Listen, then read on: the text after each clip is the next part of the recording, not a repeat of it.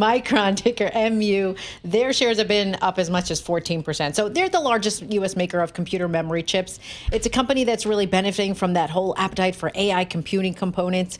It basically gave an upbeat forecast for the current quarter. They point to surging demand, supply shortages that's actually allowing them to charge more for their products. I mean, we've heard companies like Dell and HP, they've been warning about, they expect memory chip shortages in the coming year. So now they can charge more for their products.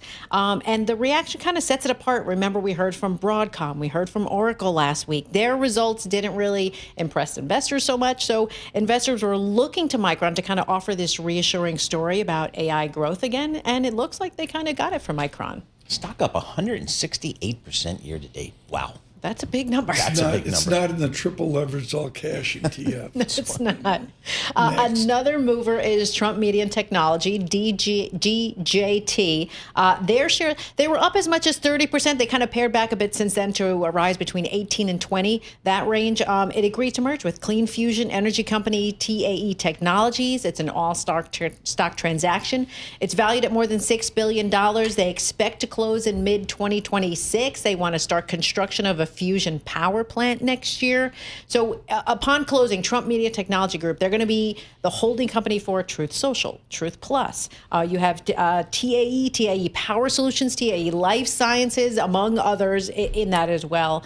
There's another company involved in this, TMTG. They're going to provide up to $200 million of cash to TAE over the signing. And then their CEO and TAE CEO, they're going to serve as co-chiefs for this brand new company. Commenting on this now is Paul Sweeney with Radar Up. I'll just defer to Dan Ives. He says the AI revolution requires a lot of power, including potentially nuclear fusion. This now becomes a pure play. So there you go. It's a thing. One more, Lisa. Okay, one more. I got to go to Lululemon. Ticker LULU, up as much as 7%.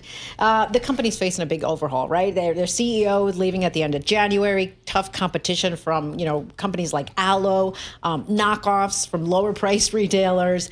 So the stock has rallied, though. It rose about 11% since Friday. Remember, it boosted its full year outlook. It said its CEO was leaving. So now you have this coming big news. Sources saying that Elliott Investment Management built a stake of more than $1 billion in the company. And what they're saying is that Elliott, they've been working with retail executive Jane Nielsen, and she is the former CFO, chief operating officer at Ralph Lauren. Wall Street Journal says she's viewed as a possible CEO candidate, so she possibly could step in there. But just the news of that has their shares a lot higher, which is what they kind of need.